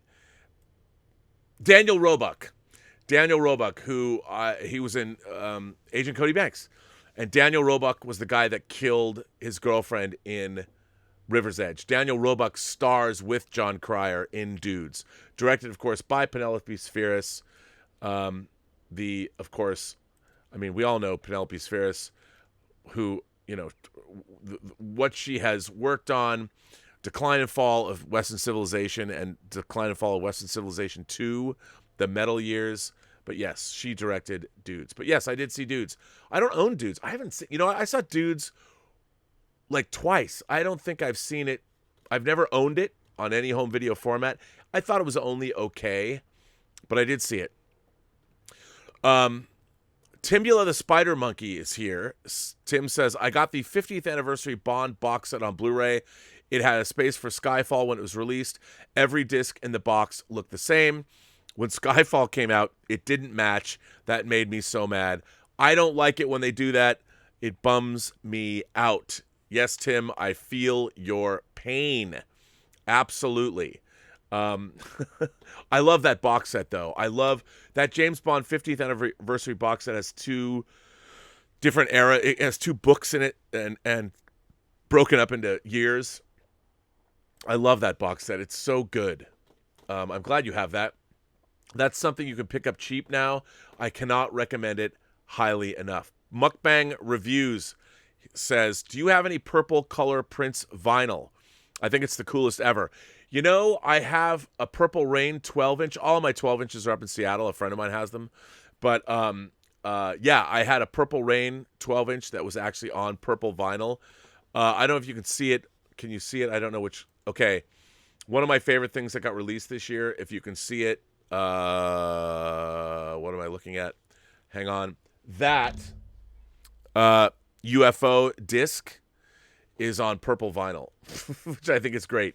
But yeah, I only have, I think I have two different Prince 12 inches that are on purple vinyl, and a Purple Rain is one of them. But yeah, I don't have any of his.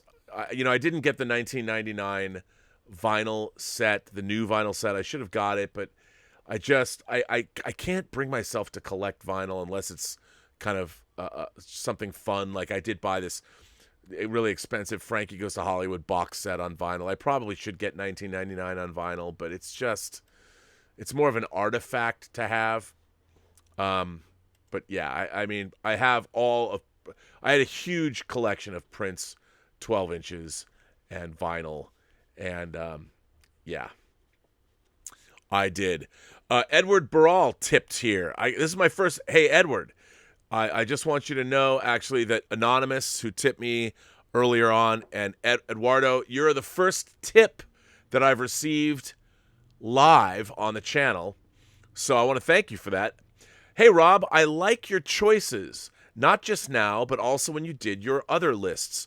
I saw some of the movies I hadn't seen after you mentioning them, and I tended to like them. Thank you for that. Have you seen the 2009 Korean movie Castaway on the Moon? No. This is the first time I've heard of Castaway on the Moon, but I need to see it. Is it a remake of the old TV movie?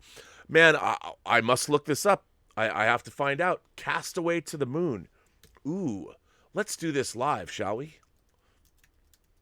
Castaway to the Moon. Film. Ooh, it's got English subtitles. Let's see. It's a comedy film. It's a romantic comedy. Castaway. Let's see. Castaway on the Moon. Mr. Kim's Drifting Experience, a 2009 South Korean romantic movie written and directed by Lee Hae-jun. It is a love story between a suicidal man turned castaway on Bramseom in the Han River and a Hakomori woman who is addicted to Psyworld. Okay. I don't even know what any of that means. I guess Psyworld's a video game. I'm in. Since you talked about it, I'm in. I'm going to go order that. I got to get that right away. That sounds absolutely delightful. Wow. See, you learn something new every day. This is fantastic. And now I can get tips live. That makes me feel better. As I learn, as Robservations gets more technologically advanced, as I move along, I feel better about my life. By the way, I just want to point out that I took it out of my room. If you can see down, it's so weird. Wait, it's easier to do this way. Anyway, in the bottom right-hand corner, it's so weird. In the bottom right-hand corner of the frame, you can see another of my favorite video packaging of all time. That is the Nakatomi Plaza. Fox used to do some crazy packaging, and that is the packaging when Die Hard, I don't know if it's got a good day to Die Hard. It might only have up through the fourth Die Hard film, but that was the packaging for the Die Hard collection, and the Die Hard collection's in the base. But I love that. I mean, who doesn't want a model of Nakatomi Plaza on their shelf? I know that I do. So there it is. There it is. So that's relatively exciting. But yeah. So pretty crazy. Now, I think since this has gone on a little too long, I thought this was going to be a shorter show. It's been a full 2-hour show. I think I'm going to bring this episode of Robservations, the show about something, to a close. That is correct, ladies and gentlemen. I'm going to bring this show to an end. I want to thank everybody for watching. I want to ask you all to like, subscribe if you haven't already, but please like these shows. They're always helpful. I want to thank everybody for contributing to the program, for tipping. Now that the tip jar I can use all the time. I want to thank my moderators, Greg Smith, Detective Jim. I want to thank Louis Yu and Jordy Lyons, and of course the great Mayor Mike Bodden. I am going to be back tomorrow with the show. I'm going to go back and read letters. Willow said she's going to see Rise of Skywalker, so I did not read her letter about Man of Steel, her eloquent defense of Man of Steel that I want to read to all of you. And I want to thank again everybody for supporting the channel the way they do. And remember, at 20,000 subscribers, I will reveal the Hot Toys wall, which is the far wall that you can't see here in the Robservatory. There's much of the Robservatory that I will reveal as we move forward. If there's something you want me to show on the show, I'm happy to do that. But I want to thank all of you for being here. The second season of Robservations, we're off to a pretty good start. And this holiday weekend, this holiday season has been terrific. So I want to thank all of you again from the bottom of my heart. But remember, these chats are sponsored by Lucky Tiger Men's grooming products for those men who want to look good and feel great. And if you go to their website at getluckytiger.com, you can get 20% off your order by punching in PGS for Post-Geek Singularity. And with that, I remind you all that every person you meet has a story to tell that you have yet to hear. All you have to do is listen.